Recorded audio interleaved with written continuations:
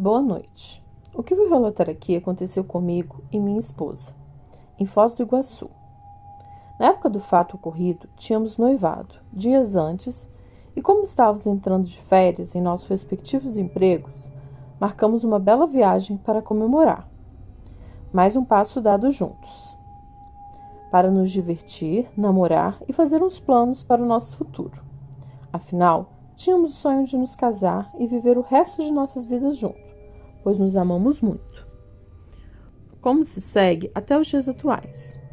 Porém, não esperávamos que tudo acontecesse desta forma, porque foram acontecimentos que marcaram nossas vidas negativamente.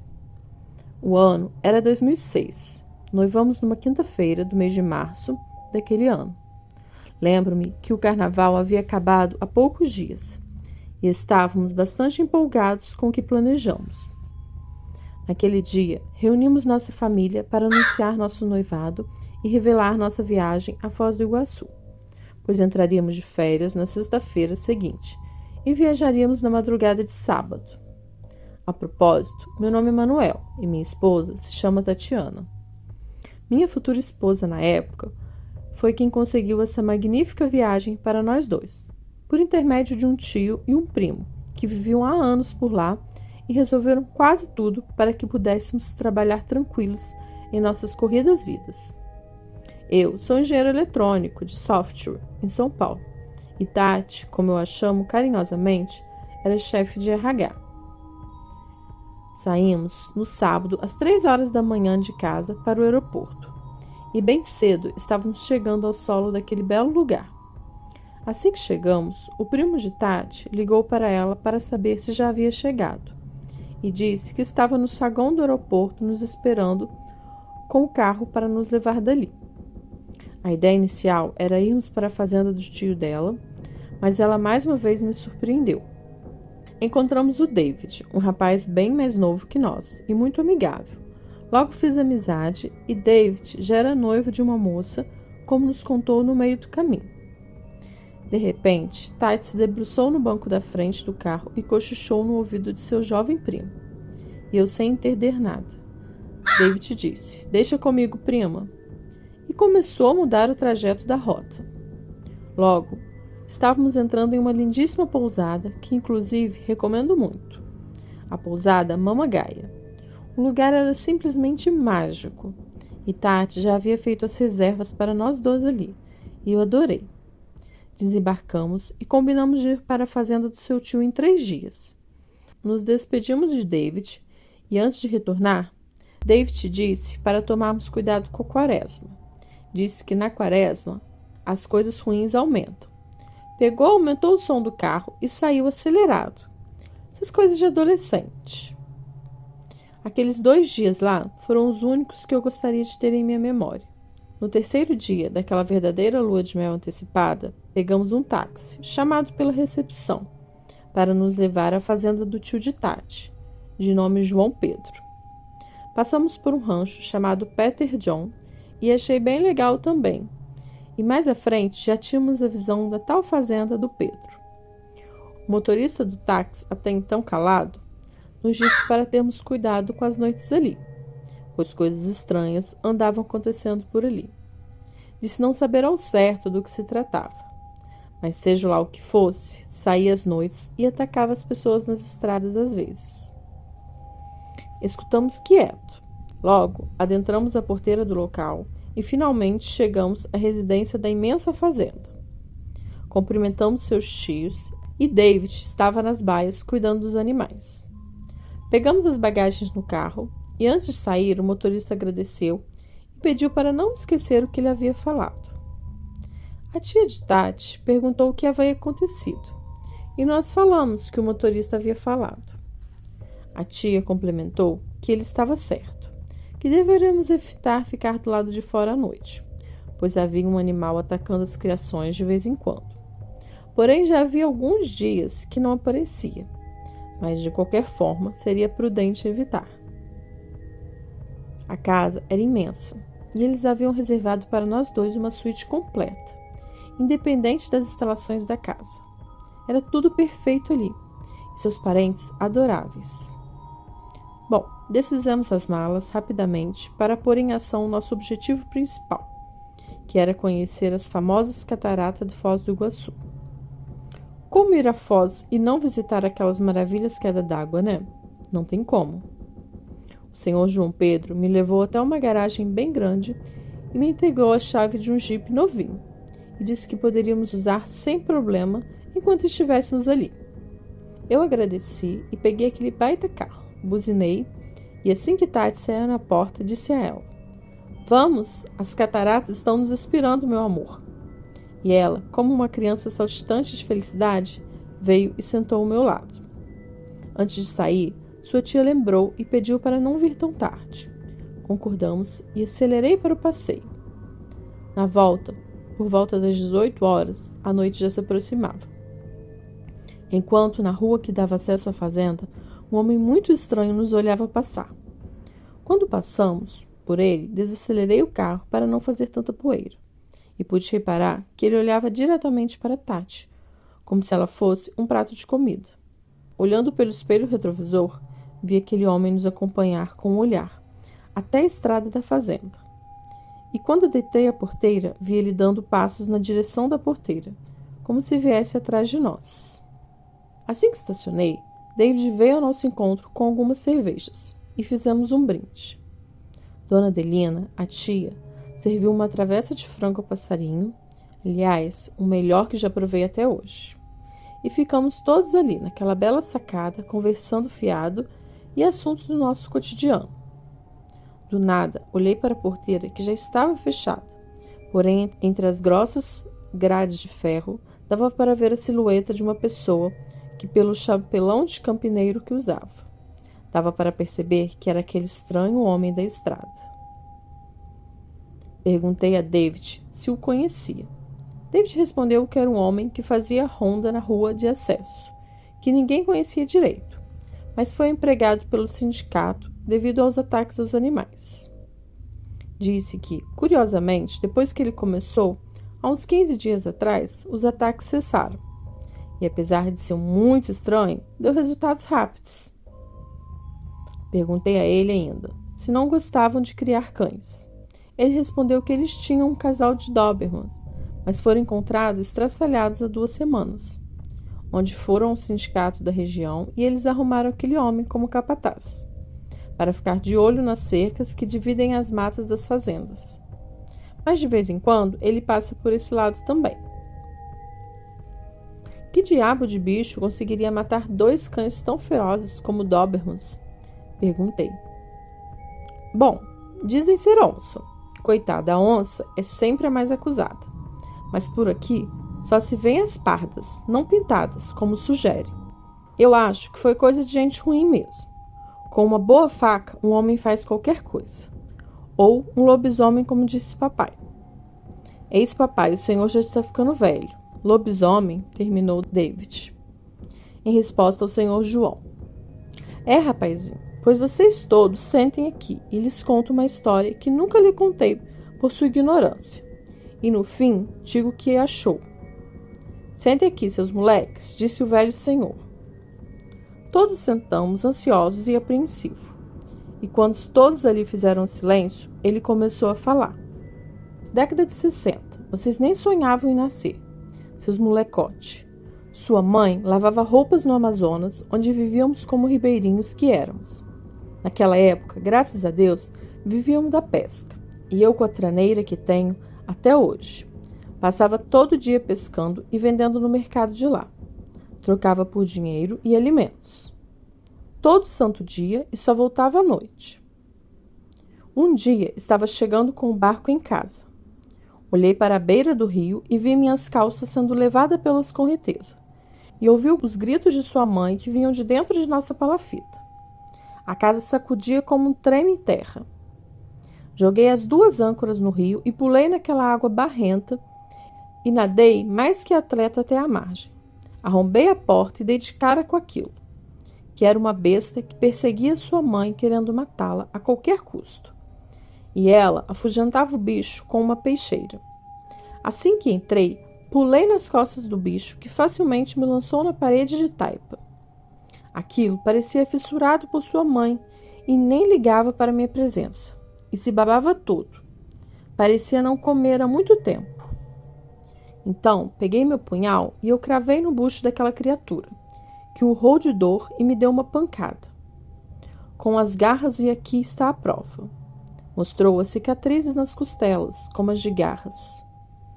Depois disso, a criatura parece ter saído de um transe, e saiu porta fora e se embrenhou na mata sumindo.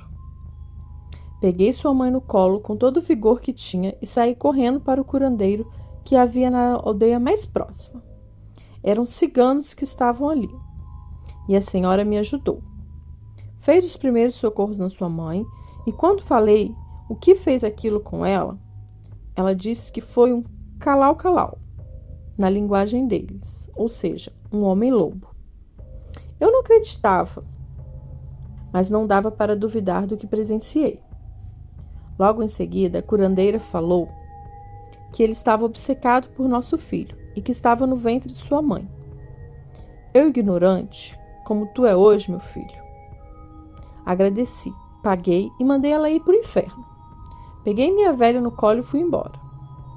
8 meses depois, seu falecido irmão nasceu, onde me redimi e me perdoei com a moça. E ela disse que seria bom eu não ficar mais por lá, porque aquilo voltaria para se vingar de mim. E foi o que fiz.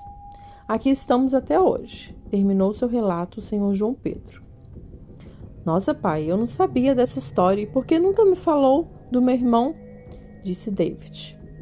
Nunca falei porque sua mãe me pediu, e eu não falei nada para poupar ela da dor de perder seu irmão. Seu irmão morreu aos 10 anos de febre amarela. Infelizmente, sentimos muita falta dele. Acho que pode ser a mesma criatura que matou meus bichinhos, terminou João Pedro. As horas voavam, e um a um fomos nos recolhendo, e logo Tati e eu fomos para a nossa suíte. Era umas 3 da manhã, quando comecei a ouvir uns passos do lado de fora. De repente, aquele ser já estava em frente à porta, como um homem de pé. Ele fungava como se farejasse o ar. Depois, cheirava a porta de madeira maciça. Aquilo foi descendo até ficar cheirando pela fresta debaixo da porta. Curioso, eu abaixei sem fazer nenhum ruído, a fim de tentar ver de quem se tratava. Quando consegui olhar, vi exatamente quando aquele bicho se alinhou seu olhar com o meu. E era pavoroso aquele amarelo com o filete vermelho ao centro. Aquela abominação parece ter percebido minha presença. Parece ter ficado novamente em pé e deu um pavoroso urro na direção da porta. E em seguida uma forte pancada que parecia derrubá-la. Tati na hora acordou muito assustada. Não sei por que aquele ser desistiu e foi embora. Alguns segundos depois, ouvi alguns disparos de arma de fogo e novamente aquele urro, só que agora mais longe, se afastando cada vez mais. Bateram na porta e fui abrir. Era David, com uma arma longa na mão, e lá fora estava seu pai atirando, em sei lá o que era, mas fugiu. David falou que eles ouviram os barulhos e vieram rápido para averiguar, e disse que ainda não acreditava no que seus olhos acabaram de ver, que aquela criatura era bestial. O senhor João Pedro também se aproximou e disse para irmos para a casa grande, porque estaríamos mais seguros lá. E assim fizemos. Já pela manhã, o senhor João Pedro nos chamou. Pegou a caminhonete de serviço pesado e saímos os 3 armados, enquanto as mulheres ficaram cozinhando. Depois do que aconteceu, ninguém ali conseguiu dormir. Já na estrada, o senhor João Pedro procurava uma pessoa e dizia: aquele cabra safado, vou encontrá-lo e vou estourar ele na bala. Só pode ter sido aquele verme. Ele se referia àquele capataz, e ele na ideia de que o senhor João Pedro seria o bicho. Rodamos tudo e nem sinal daquele sujeito. Lá pelas 9, retornamos para a fazenda para tomar um café reforçado, pois João Pedro não descansaria enquanto não desse cabo daquele estranho homem. Durante aquele verdadeiro banquete, Dona Adelina disse que eu e Tatiana nada tínhamos a ver com aquela situação e que estávamos ali para divertir e curtir o nosso noivado. Em resposta, seu esposo respondeu que ela tinha toda a razão e que não seria justo passarmos por aquilo. Todos concordaram. Então eu e Tati pegamos o jipe e fomos a uma das várias cachoeiras da região. Às 4 horas da tarde, retornamos e tomamos a decisão de ir embora no dia seguinte. E foi uma comoção quando comunicamos nossa decisão. E ao ver suas tristezas, Tatiana decidiu ficar então por mais 2 dias. Eu concordei e ficamos naquela gostosa varanda quase a noite toda. E combinamos churrasco, como seria nosso último dia antes de voltar no dia seguinte. Seria uma espécie de despedida. Aquela noite foi muito tranquila e dormimos bem. No dia seguinte, João Pedro me acordou cedo para ir com ele ao mercado comprar umas coisas. Antes disso, ordenou a David que pagasse alguém para abater um novilho e um leitão de porte médio. Mandou convidar todos os proprietários das fazendas vizinhas. Assim que chegamos ao mercado popular da região, o senhor João Pedro foi logo dizendo que durante a madrugada viu aquele homem, que vira aquele bicho olhando para dentro da fazenda e olhando fixamente onde eu e Tati passamos a noite. Perguntei a ele por que não havia nos atacado, e ele respondeu questionando se eu havia esquecido de como os lobisomens se transformam. Na lua cheia, é claro, e aquele dia seria mais um dia de lua cheia. O senhor João encheu a caçamba com muita bebida, carvão e comprou poucas variedades de carne, pois a maioria ele tinha em sua fazenda. Voltamos, e o braseiro já estava aceso, e David e mais 2 vizinhos fazendeiros preparavam os cortes de animais para assar. Na área de lazer haviam 3 freezers e 3 geladeiras, todos abarrotados de bebida para a hora da tal festa de despedida. Quando todos já se encontravam no local, o senhor João Pedro convocou todos os proprietários das fazendas vizinhas. Sua ideia era organizar uma emboscada para aquele monstro, para que ele não pudesse ter chance de escapar. O plano era simples. Sua fazenda era cercada por outras 3, uma no fundo e uma a cada lado. Quando o bicho chegasse, além de ser alvejado, se conseguisse escapar, seria alvejado nas outras propriedades também, e dificilmente sairia vivo aquele dia. A festa era muito boa, e uma hora David me chamou, dizendo que seu pai estava à minha espera na sacada da casa grande. Quando cheguei, ele só disse para olhar na porteira. E olhei, e logo vi novamente aquela silhueta daquele homem. Sim, já vi o senhor João Pedro. Disse a ele, e ele falou de volta. Agora, olhe atentamente na direção dos olhos e veja para onde é seu olhar. Quando olhei, parecia que os olhos do homem brilhavam no escuro, e ele parecia seguir com os olhos os movimentos de Tatiana, que estava na festa com os outros. Perguntei a ele, então, se poderia participar daquela caçada, porque agora era pessoal. A festa era apenas um atrativo e estava tudo dando certo. O senhor João Pedro pediu para que as mulheres se trocassem na casa grande e vestissem nossas roupas, por causa do cheiro. E as roupas delas suadas ficariam na casa grande conosco, como também as roupas de Tatiana. Derramamos muita bebida na porta de entrada das suítes e onde as mulheres ficariam para despistar o cheiro e atrair a besta para onde estávamos. Todos já haviam ido embora e nós estávamos à espreita do bicho.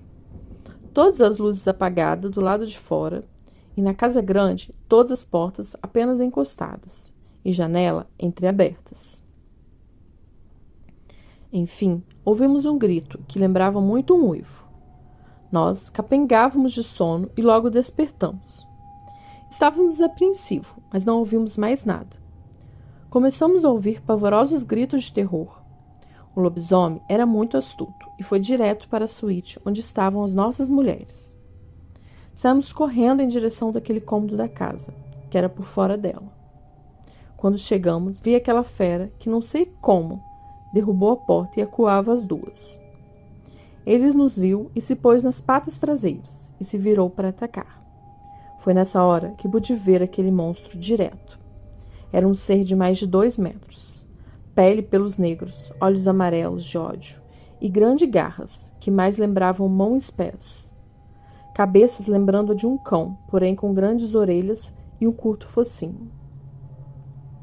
Com presas que ficavam para fora da boca enorme, uma verdadeira aberração.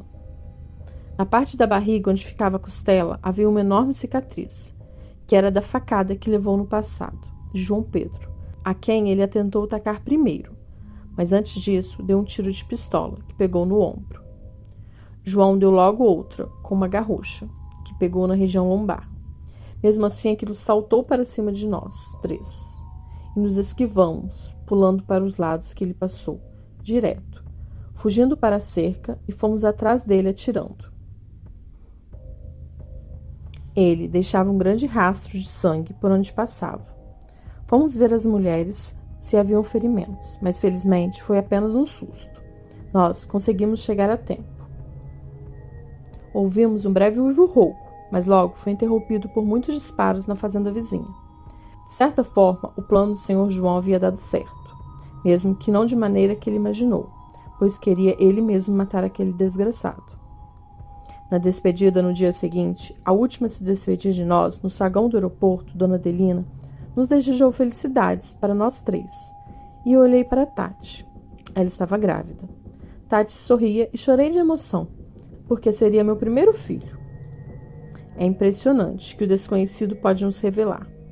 Dias depois, David me ligou, dizendo que o animal foi abatido e disse que, diferente das histórias de filme, ele foi enterrado, da maneira que foi alvejado, como um monstro, desmentindo as lendas que voltavam ao normal quando morto. Obrigado por ouvirem o meu relato e boa noite.